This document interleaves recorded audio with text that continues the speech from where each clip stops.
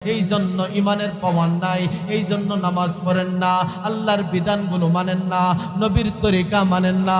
বন্ধুরা আমার, এবার আমি 3 তালার মধ্যে এই মুসলমান হওয়ার সংবাদটা আমার বড় ভাইয়ের কানের মধ্যে যখন চলে গেল, আমার বড় ভাই সন্ত্রাস বাহিনী নিয়া মাদ্রাসার নিচতলায় অপেক্ষমান, ডাক দিয়া বলে, এই আমার ভাইকে বের করে দেন, আমার ভাইকে বের করে দেন।